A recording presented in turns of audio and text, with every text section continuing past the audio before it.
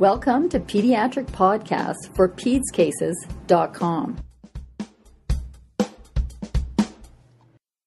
Bienvenue à nouveau à la série de balado-diffusion sur la défense des intérêts en matière de santé chez les enfants. Mon nom est Dr. Cathy Boone et je suis ici avec deux de mes collègues résidentes, Dr. Laura Betcherman et Dr. Amelia Keller. Nous sommes des résidentes en pédiatrie à l'hôpital pour enfants Sick Kids de Toronto. Cette série de balado-diffusion a été développée avec l'aide de Dr. Charlotte Moore Hepburn, une pédiatre à l'hôpital pour enfants Sick Kids et directrice des affaires médicales à la Société canadienne de pédiatrie. Ceci est la deuxième balado-diffusion d'une série de 3 sur la défense d'intérêt. Dans la première vidéo, nous avons introduit le principe de défense d'intérêt en matière de politique publique. Dans celle-ci, nous allons aborder le sujet des différents paliers gouvernementaux et comment élaborer votre propre projet de défense d'intérêt. Afin de créer et d'exécuter une campagne efficace de revendication en termes de défense d'intérêt, il est important d'avoir un plan d'action clair. Cela implique souvent de collaborer avec le gouvernement et les décideurs politiques. Dans cette section, nous allons discuter des différents paliers de gouvernement et leur rôle distinctif dans l'élaboration de politiques publiques.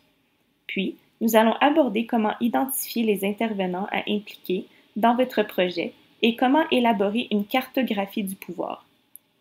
Une cartographie du pouvoir démontre les intervenants qui peuvent soutenir votre projet, mais aussi ceux qui sont neutres et ceux qui peuvent s'y opposer. Finalement, nous allons discuter des moyens pour élaborer une stratégie afin d'exécuter votre projet, principalement en établissant un projet axé sur des objectifs précis plutôt que d'être axé sur des activités. Pour commencer, il est important de comprendre la portée, les fonctions et l'autorité des différents paliers gouvernementaux canadiens et d'identifier auxquels on devrait s'adresser spécifiquement. Par exemple, une intervention qui vise à améliorer l'éducation des enfants par une réforme du curriculum s'adresserait au gouvernement provincial. Par contre, un projet qui vise la sécurité des produits de consommation s'adresserait au gouvernement fédéral et un projet visant l'amélioration de l'intégration des immigrants s'adresserait au gouvernement municipal. Attardons-nous à la structure du gouvernement canadien. De manière globale, les gouvernements fédéraux et provinciaux sont structurés similairement. Chacun est compris d'un pouvoir législatif, exécutif et judiciaire. La branche fédérale législative est le Parlement en soi, qui comprend le Sénat et la Chambre des communes. La Chambre des communes est composée de représentants élus, nommés les membres du Parlement. Ces membres du Parlement représentent le comté électoral où ils ont été élus, et ce pour une durée de 4 ans. Par contre, les sénateurs sont choisis par le gouverneur général avec l'aide du premier ministre. La Chambre des communes élabore la majorité des nouvelles lois, et la principale fonction du Sénat est d'offrir un second regard sur ses politiques publiques fédérales. Le pouvoir exécutif est composé d'un représentant souverain élu, soit le premier ministre. Ce représentant élu est supporté par son bureau, son cabinet et son ministère. Les membres du cabinet sont choisis par le premier ministre et gardent généralement cette position pour 2 à 4 ans. Les ministères sont composés de fonctionnaires qui, de manière générale, y travaillent pour 5 ans ou plus. Dans certains cas, des hauts fonctionnaires travaillent dans un seul ministère pour plus d'une décennie. Dans la Constitution, il n'y a que 2 paliers de gouvernement sanctionnés, soit le provincial et le fédéral. Cependant, les gouvernements provinciaux peuvent déléguer certains pouvoirs aux gouvernements municipaux. Les gouvernements municipaux peuvent être divisés en paliers supérieurs et inférieurs. Les paliers municipaux supérieurs comprennent les comtés, les districts et les régions. Ceux-ci sont dirigés par des présidents ou des directeurs. Les paliers municipaux inférieurs comprennent les villes et les municipalités. Ceux-ci sont dirigés par des maires qui sont élus.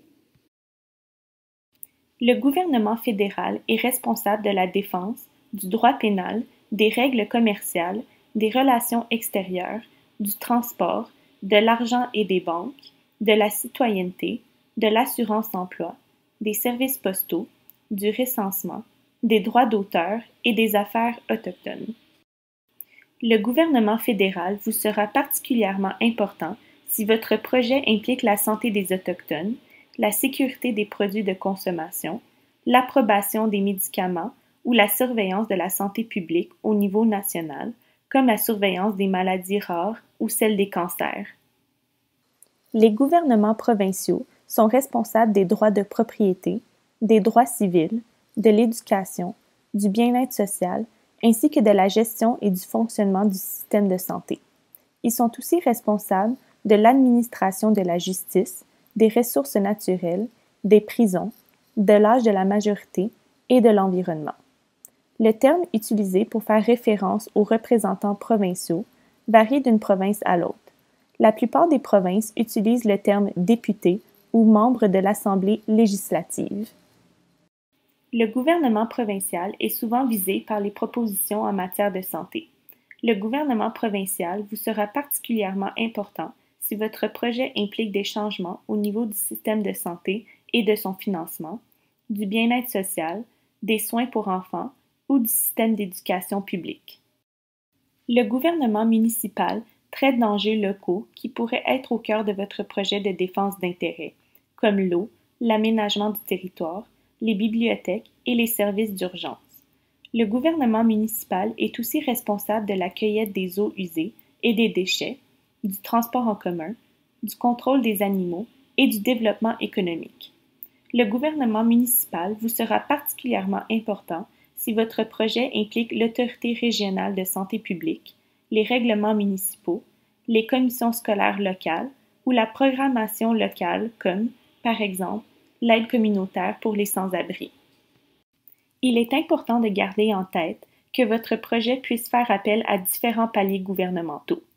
Si c'est le cas, envisagez de diminuer la portée de votre projet pour n'en impliquer qu'un seul ou assurez-vous que chaque palier de gouvernement est impliqué au moment opportun durant le projet afin d'aborder les bons sujets au bon moment. Après avoir identifié votre enjeu et quel palier gouvernemental vous allez approcher, il est important d'exposer votre proposition d'une manière que les décideurs politiques vont comprendre. Tout d'abord, dépeignez le contexte entourant votre enjeu. Essayez de comprendre comment votre juridiction se compare aux autres en ce qui concerne votre enjeu. Par exemple, est-ce qu'il y a d'autres juridictions qui ont déjà pris position sur cet enjeu ou il s'agira d'un nouveau concept débattu? Existe-t-il des preuves venant d'autres juridictions qui soutiennent l'efficacité de votre intervention? Ce sont d'importants points qui pourraient mettre à profit votre idée. Puis, ajustez la portée de votre enjeu. Quand on approche le gouvernement, il est essentiel d'avoir une portée étroite avec une demande spécifique. Par exemple, mettez l'emphase sur un changement de loi spécifique ou sur le renforcement d'une loi en particulier. Cela vous permettra d'avoir des effets en aval tangibles et vous évitera d'avoir un projet trop ambitieux ou compliqué. Une fois que vous aurez défini le contexte et la portée de votre projet, il est important d'établir des objectifs stratégiques, de déterminer des projets potentiels qui pourraient vous mener à ces objectifs et de choisir la meilleure solution possible. Aussi, il faut considérer comment évaluer le projet tôt dans son développement, afin que sa composante essentielle soit intégrée dans les premières étapes de planification et d'implantation. Une fois que vous avez complété la mise en œuvre de votre politique, il est important d'évaluer les résultats découlant de votre changement de politique. Cela est essentiel puisque cette information va aider à générer du changement dans d'autres juridictions par la suite et pourrait encourager d'autres interventions à prendre place une fois votre projet complété. Finalement, le processus d'élaboration des politiques est très dépendant du calendrier électoral. Les représentants parlementaires vont faire de leur mieux pour tenir leurs promesses en période électorale. Essayez de cibler des représentants dont la plateforme électorale s'harmonise avec les changements que vous proposez. Vous pouvez aussi tenter d'approcher des candidats avec des projets potentiels avant même une élection, afin d'insérer un changement de politique dans leur plateforme.